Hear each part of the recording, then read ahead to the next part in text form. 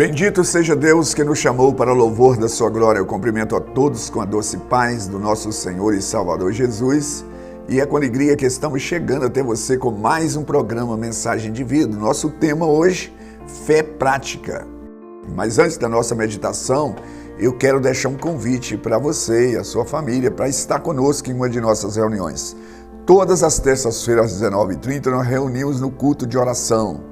Você que precisa de oração, esteja conosco nesta terça-feira às 19h30 ou então na quarta-feira à tarde, às 15 horas da tarde da bênção. Na quinta-feira nós reunimos nos lares às 20 horas, que são as células. No sábado nós reunimos no templo às 19h30 no culto de adoração a Deus. No domingo nós reunimos em 2 horários, sendo que às 9 horas é o culto de ensino das Sagradas Escrituras e às 19 horas o culto de celebração a Deus. Fica aí o nosso convite, é sempre uma alegria receber pessoa como você em uma de nossas igrejas. Como eu já anunciei, eu quero pensar com você sobre fé prática.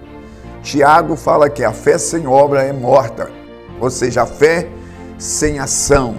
Há muitas coisas que Deus, Ele faz por nós sem pedir a nossa participação, sem exigir a nossa participação. Mas tem coisas que Deus vai fazer para nós, através de nós e com a nossa participação. E é disso que eu quero falar aqui nesse instante para você. Porque Deus não precisa nem de mim, nem de você para fazer absolutamente nada. Mas tem coisa que Ele só faz quando nós também participamos. Precisamos de dar passo de fé. E eu tenho aqui um texto que encontra em Juízes, capítulo 7. Eu vou ler do verso 1 ao verso 7, e que diz assim: Então Jerubael, que é Gideão, se levantou de madrugada, e todo o povo que com ele estava se acamparam junto à fonte de Arode, de maneira que o arraial dos medianitas lhes ficavam para o norte, no vale, defronte do oiteiro de Moré. Disse o Senhor a Gideão: É demais o povo que está contigo para eu entregar os medianitas nas tuas mãos. Israel poderia se gloriar contra mim, dizendo: A minha própria mão me livrou.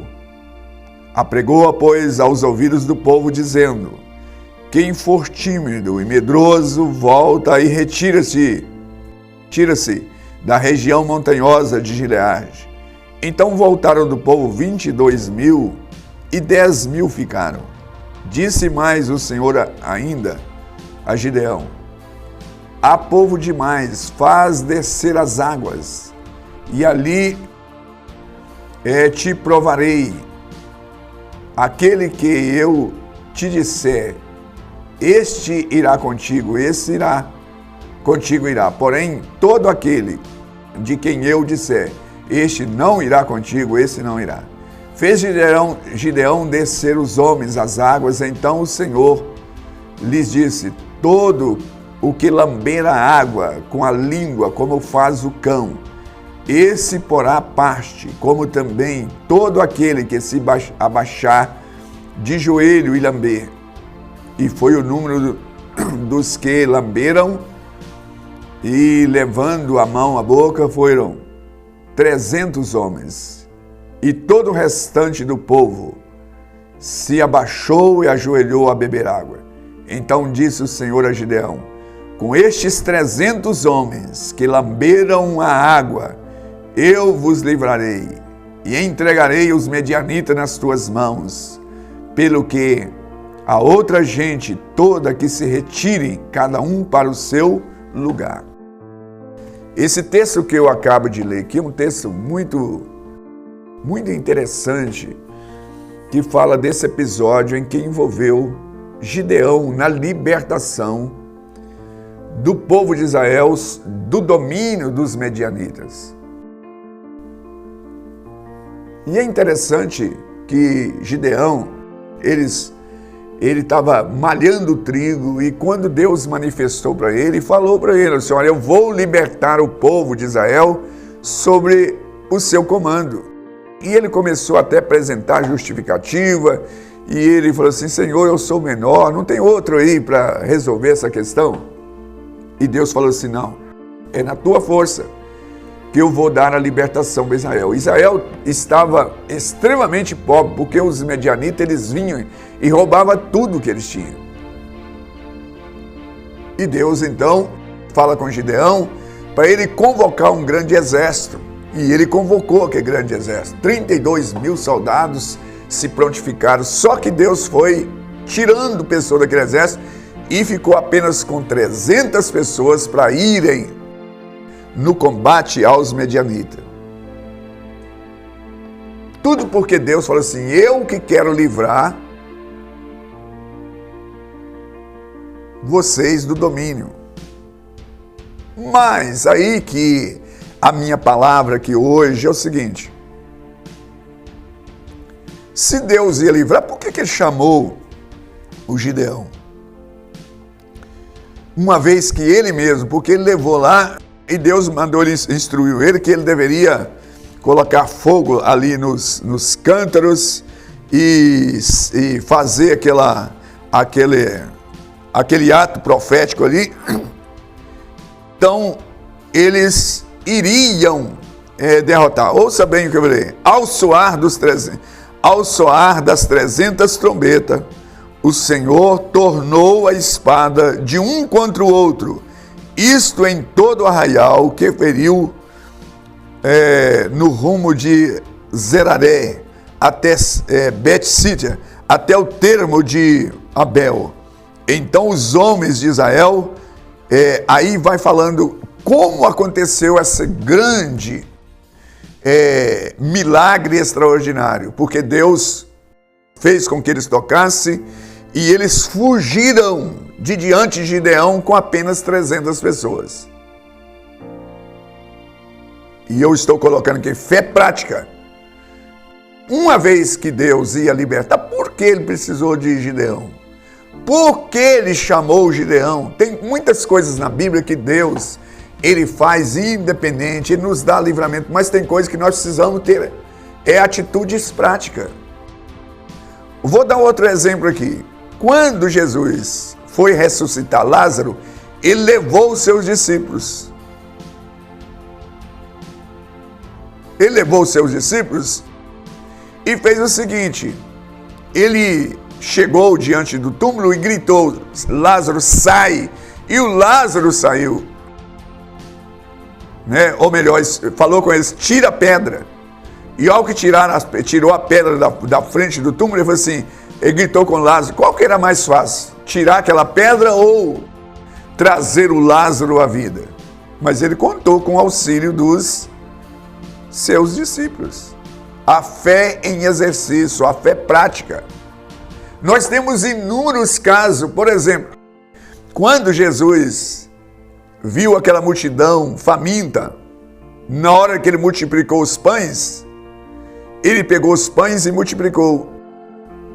E depois ele contou com os discípulos para distribuir os pães para aqueles que ali estavam.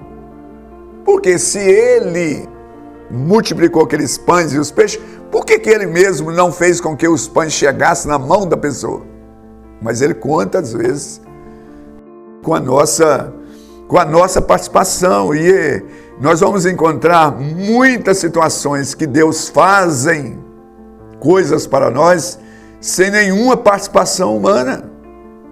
Por exemplo, na terra prometida, que o povo sai do Egito e eles peregrinam no deserto 40 anos. Mas quando eles atravessaram o Jordão, Deus falou com eles: vamos dar essa terra nas suas mãos. Mas eles precisavam de lutar contra as pessoas que ali estavam.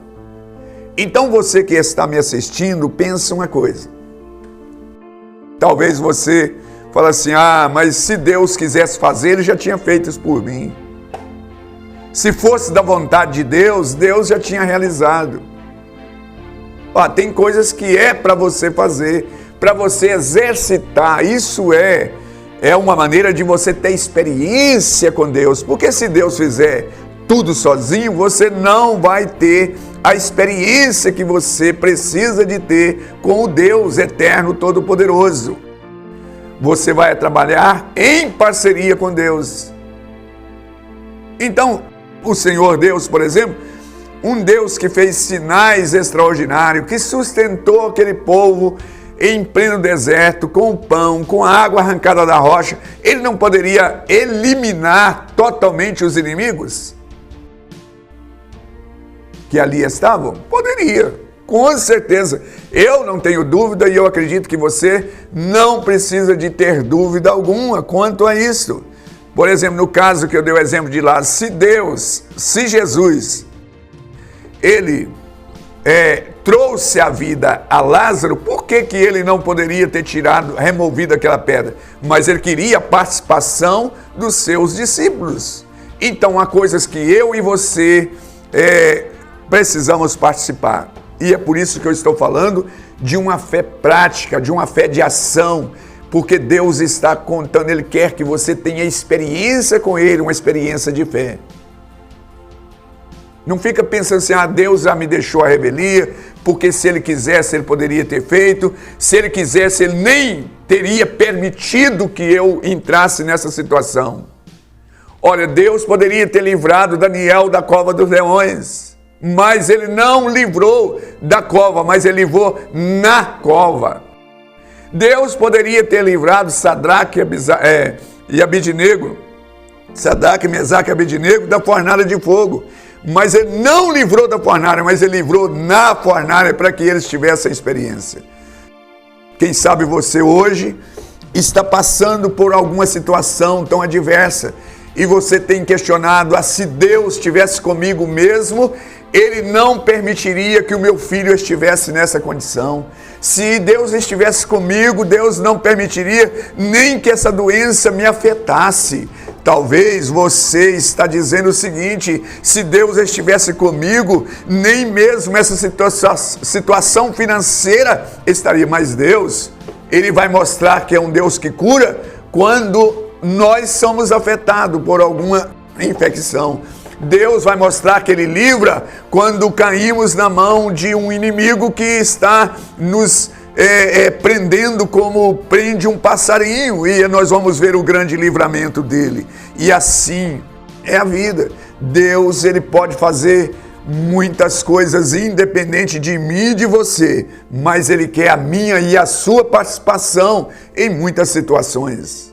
Tudo isso é para que eu e você tenhamos experiência, não conhecer a Deus só de informação, conhecer a Deus só de ouvir falar, mas é através das nossas experiências, tal como Jó. Jó, ele conhecia o Senhor, mas depois que ele passou por aquelas adversidades, no final ele diz assim, Senhor, eu conheci o Senhor só de ouvir falar, mas agora os meus olhos te veem.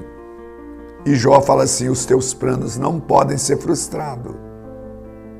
Quem sabe você que está me assistindo, está pensando em desistir, a sua fé está minada, mas creia em Deus, Ele não se furta. A Bíblia diz assim, que nenhum daqueles que nele crê serão decepcionados. É o que está escrito em Romanos 10, 11. Nenhum daqueles que confia nele serão decepcionados. Se você está confiando em Deus, como diz as Escrituras, pode ficar seguro de que Ele vai manifestar. Se Ele já manifestou em seu favor em tantas outras situações, Ele não vai se furtar de manifestar para você nesse tempo que você está vivendo. Clame a Ele, chame por Ele e Ele te ouvirá.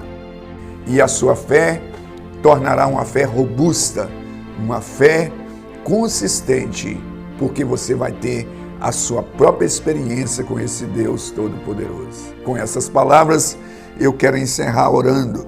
Bendito Deus e Pai, a Ti toda honra, toda glória, todo louvor, porque sabemos em quem temos crido. Assim como o Senhor livrou Israel da mão dos medianitas, meu Deus, o Senhor pode livrar essa pessoa. Meu Deus, o Senhor pode fazer um milagre na vida desta pessoa. E, ó Deus, esteja neste momento fortalecendo para que ela possa envolver nessa batalha e esperar no Senhor, porque para todos os efeitos é o Senhor mesmo quem dá a vitória. É a minha oração dirigida a Ti em nome de Jesus. Graças a Deus. Graças a Deus, estamos chegando ao final de mais um programa e eu aguardo você no próximo Igreja Batista Renascer, uma mensagem de vida.